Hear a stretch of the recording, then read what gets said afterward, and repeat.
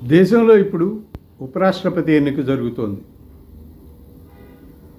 ఉపరాష్ట్రపతిగా పనిచేసిన జగదీప్ ధన్కర్ ఆరోగ్య కారణాల వల్ల రాజీనామా చేయడంతో ఆ ఖాళీని భర్తీ చేసేందుకు ఎన్నికలు జరుగుతున్నాయి.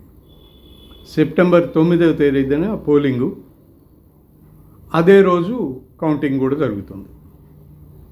పార్లమెంట్లోని లోక్సభ, రాజ్యసభ సభ్యులు మాత్రమే ఈ ఎన్నికలో ఓటు వేస్తారు. మిగిలిన వారికి ఎవరికి సంబంధం లేదు. ఉపరాష్ట్రపతి సహజంగా రాజ్యసభ చైర్మన్గా కూడా పనిచేస్తారు. అంతకుమించి ఆయనకి పెద్ద పనే ఉండదు. ఇది పెద్ద కీలకమైన ఎన్నిక ఏం కాదు, అది కీలకమైన పదవి కూడా కాదు. చాలా కీలకమైన నిర్ణయాలు తీసుకునే, దేశ ప్రభుత్వ పరిపాలనలో కీలకమైన పాత్ర పోషించేటువంటి పదవి అయితే కాదు.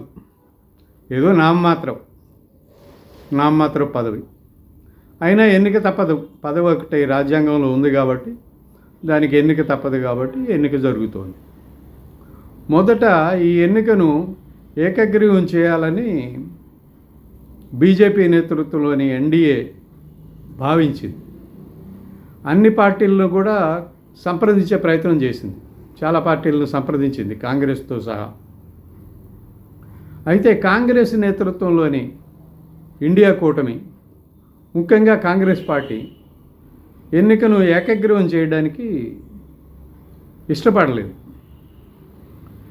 ఎలా అయినా ఎన్నిక జరగాలి, ఎన్నిక సందర్భంగా దేశంలో రాజకీయ చర్చ జరగాలి అని కాంగ్రెస్ పార్టీ భావించింది. అందువల్ల తన అభ్యర్థిగా సుప్రీంకోర్టు మాజీ న్యాయమూర్తి జస్టిస్ బి సుదర్శన్ రెడ్డిని ప్రకటించింది.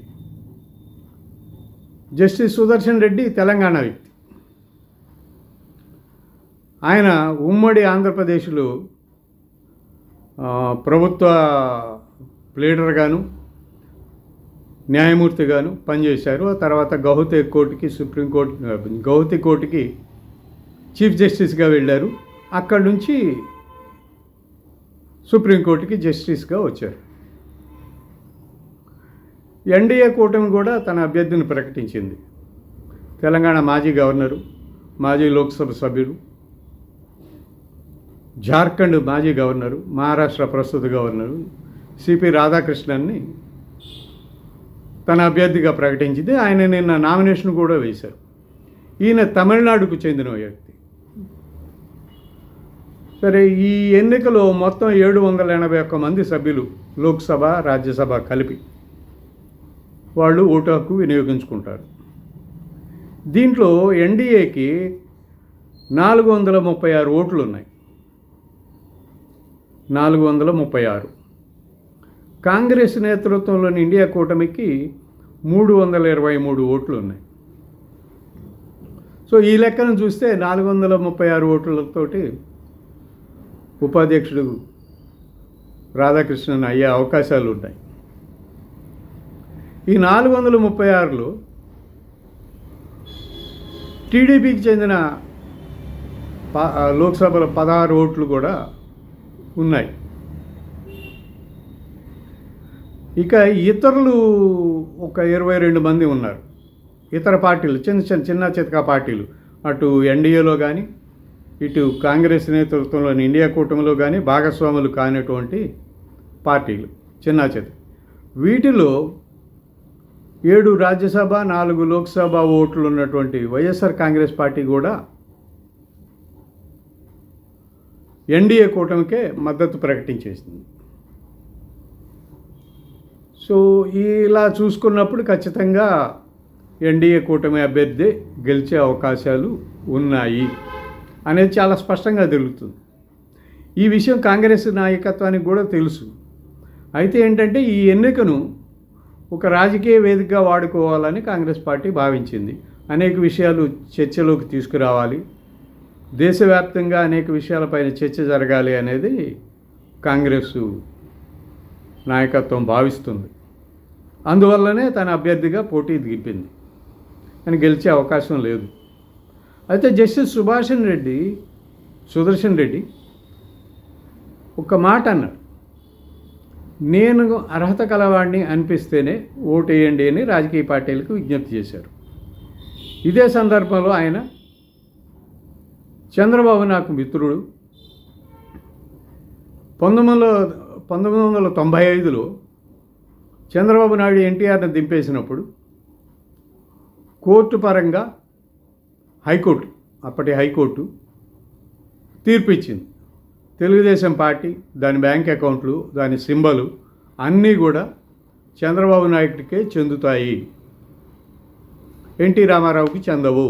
ఎన్టీ రామారావుకి బలం లేదు శాసనసభలో, అందువల్ల ఇవన్నీ కూడా బలం ఉన్నటువంటి చంద్రబాబు నాయుడికే చెందుతాయి అని తీర్పిచ్చింది.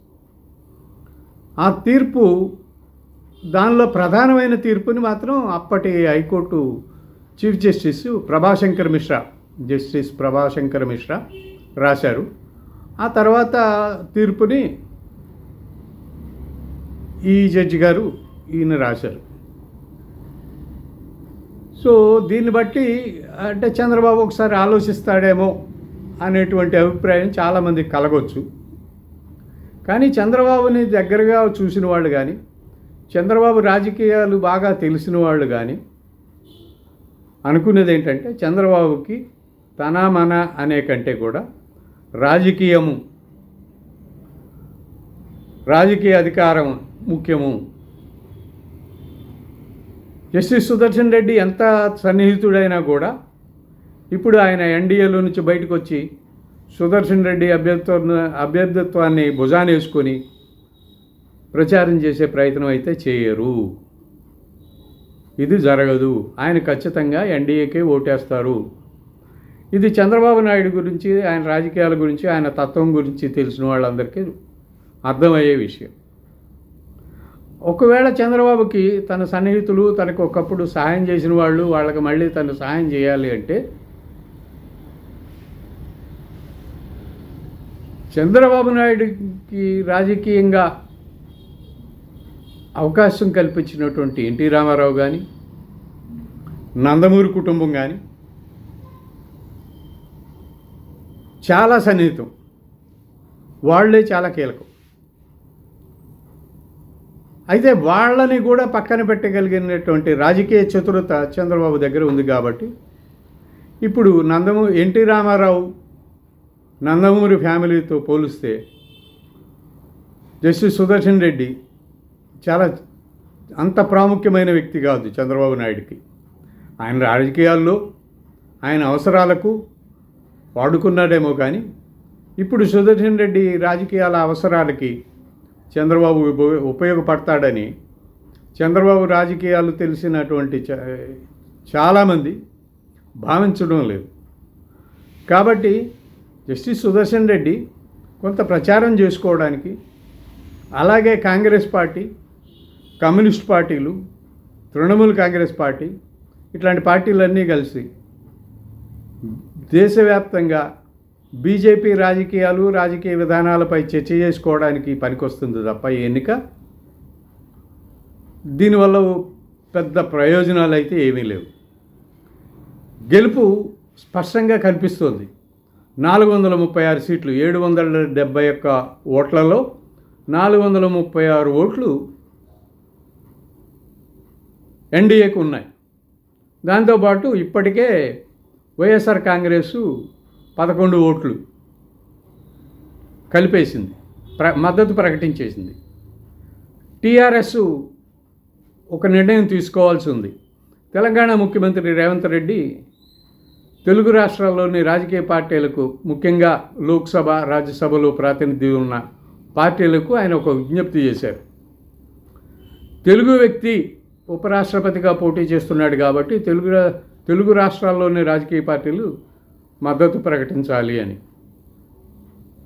అయితే ఆయన పిలుపుని బీఆర్ఎస్ కానీ, వైఎస్ఆర్ కాంగ్రెస్ కానీ, టీడీపీ కానీ స్వాగతించే పరిస్థితులు అయితే స్పష్టంగా లేవు.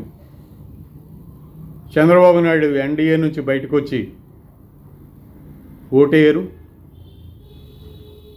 జగన్మోహన్ రెడ్డి నరేంద్ర మోడీ, అమిత్ షాలను కాదని వ్యతిరేకమైన ఓటు వేయరు. బీఆర్ఎస్ కూడా ఇంకా నిర్ణయం తీసుకోలేదు. 9వ తారీఖు వరకు చాలా టైం ఉంది కాబట్టి తీసుకుంటున్నాం అంటున్నారు. కానీ బహుశా ఉంటే న్యూట్రల్గా ఉండిపోవచ్చు, ఎటు ఓటేయకుండా. లేకపోతే బీజేపీ ఎన్డీఏ అభ్యర్థికే ఓటేసే అవకాశాలు ఉన్నాయి. ఎందుకంటే గెలుపు చాలా స్పష్టంగా కనిపిస్తుంది కాబట్టి. సో ముఖ్యమంత్రి రేవంత్ రెడ్డి కానీ, ఎస్టీ సుదర్శన్ రెడ్డి కానీ చేసిన విజ్ఞప్తులు చంద్రబాబు అంగీకరిస్తారని అనుకోవడం లేదు. చంద్రబాబు వాళ్ళకి మద్దతు ఇస్తారని కూడా నేను భావించడం లేదు.